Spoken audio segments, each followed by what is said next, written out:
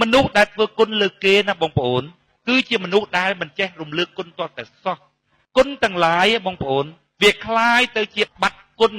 នៅពេលដែលបងប្អូនទៅរំលឹកអំពីគុណរបស់បងប្អូនចំពោះអ្នកដែលបងប្អូនបានធ្វើគុណឬបងប្អូនដែលនិយាយប្រាប់គេថាណែអញធ្វើគុណចំពោះអ្នកនេះឬអ្នកនោះបងប្អូនពិចារណាមើលបើស្នាជាបងប្អូនគ្រាន់តែចង់ឲ្យអ្នកដទៃបានសេចក្តីសុខបងប្អូនធ្វើល្អចំពោះអ្នកដទៃបើស្នាជាចិត្តរបស់បងប្អូនមានតែត្រឹមប៉ុណ្ណឹងតើបងប្អូនទៅនិយាយពីអំពើល្អរបស់បងប្អូនទៅប្រាប់អ្នកដទៃកើតអត់មនុស្សដែលមានជំរឿណាបងប្អូនយល់អំពីការប៉ះទង្គិចគ្នាក្នុងទំនាក់ទំនងគេប្រយ័ត្នណាស់ពាក្យសម្ដីបងប្អូនអាពាក្យសម្ដីហ្នឹងធ្វើឲ្យមនុស្សប៉ះទង្គិចក្នុងទំនាក់ទំនងច្រើនណាស់គុណដែលយើងបានធ្វើទៅហើយវាអាចคล้ายទៅជាទោសវិញដោយសារពាក្យសម្ដីរបស់យើងឬមួយយើងរំលើកគុណទាមទារអំពីអ្នកដទៃដែលយើងបានធ្វើគុណចំពោះមុខអ្នកដទៃនោះ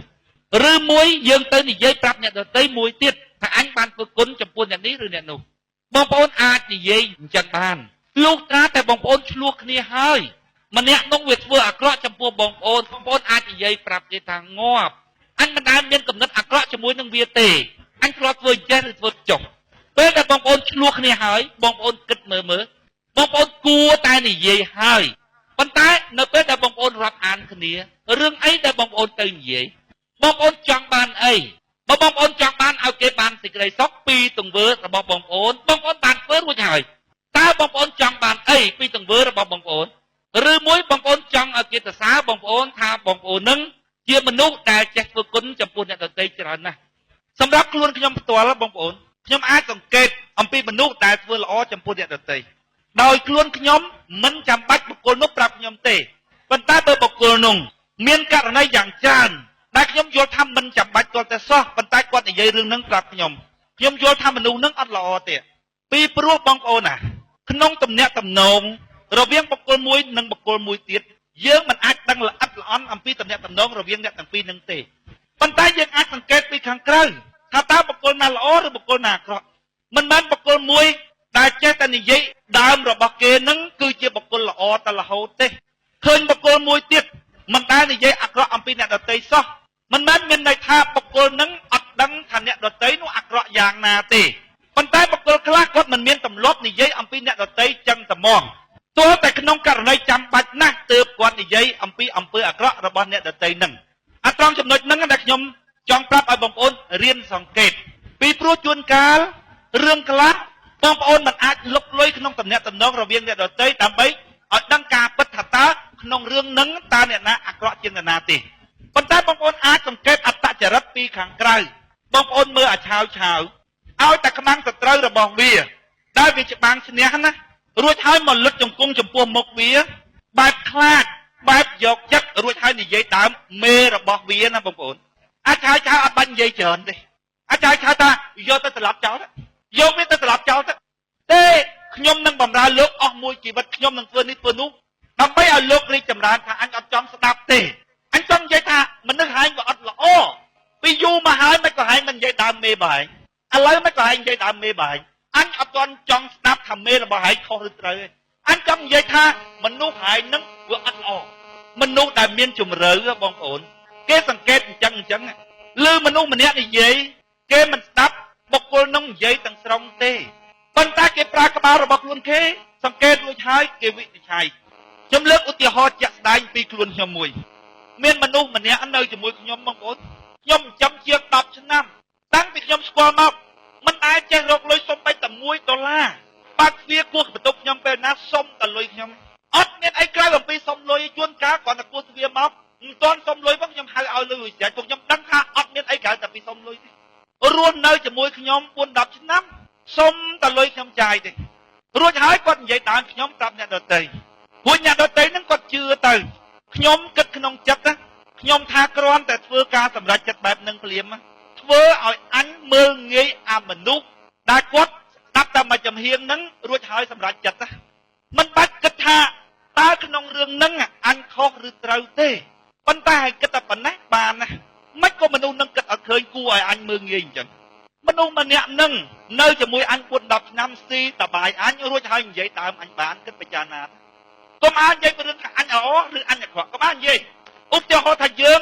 រស់នៅជាមួយចៅប្លន់យើងដឹងថានឹងគឺចៅប្លន់ប៉ុន្តែយើងសង្ងំនៅក្នុងផ្ទះគេដើម្បីបានប្រយោជន៍ដល់ខ្លួនរបស់យើងព្រឹកឡើងសុំលុយគេទៅរៀនមានការអីសុំលុយគេនៅមុខគេនិយាយល្អរហូតរួចហើយលួចយករឿងចោលហ្នឹងទៅនិយាយប្រាប់អ្នកខាងក្រៅបើតែជួបអាចឆាវហើយយកទៅសម្រាប់ចោលភ្លាមអត់ទាន់និយាយពីតកែហើយនឹងខុសឬត្រូវទេអញនិយាយតែហែងមនុស្សវាអត់ល្អបើហែងឃើញថាតកែហើយនឹងអត់ល្អហើយក៏មិនចេញមកខាងក្រៅហួយហែងនិយាយចុះតែហែងនេះទៅសំបាយគេស៊ីរាល់ថ្ងៃតើវាល្អត្រង់ណាទៅដែលយើងចាំសោយផលពីគេរួចហើយយើងលួចនិយាយដើមគេនេះមនុស្សបងប្អូនដូចខ្ញុំនិយាយខាងដើមអញ្ចឹងយើងមិនអាចលុកលុយចូលក្នុងទំនាក់ទំនងរបស់អ្នកទាំងអស់គ្នាទេប៉ុន្តែយើងអាចសង្កេតពីខាងក្រៅមនុស្សនោះយករឿងមកប្រាប់យើងប៉ុន្តែយើងជាមនុស្សជ្រៅយើងមើលទៅយើងដឹងថាមនុស្សនេះស៊ីបាយមួយនោះទេនៅពីមុខនិយាយល្អរហូតដល់នៅខាងក្រោយនិយាយចេះអញមិនបាច់សួរថាតើអ្នកណាខុសអ្នកណាត្រូវទេអញសន្និដ្ឋានហ្មងថាមនុស្សនេះអត់ល្អហ្មងមនុស្សដែលមានជំរឿអញ្ចឹងបងប្អូនមនុស្សដែលមានជំរឿមនុស្សខុសពីសត្វដេឆានពីព្រោះនៅក្នុងទំនាក់ទំនងបងប្អូនមនុស្សប៉ះទង្គិចគ្នាច្រើនណាបងប្អូនបើយើងជាសត្វដេឆានឆ្លោះគ្នាទៅរឿងស៊ីហើយស៊ីឆ្អែតហើយឈប់ឆ្លោះគ្នាសត្វដេឆានឆ្លោះគ្នាតិចមនុស្សឆ្លោះគ្នាតាំងពីទឹកមកឡើងមើលកតុយភ្នែកមើលដើមភ្នែកមិនស្រួល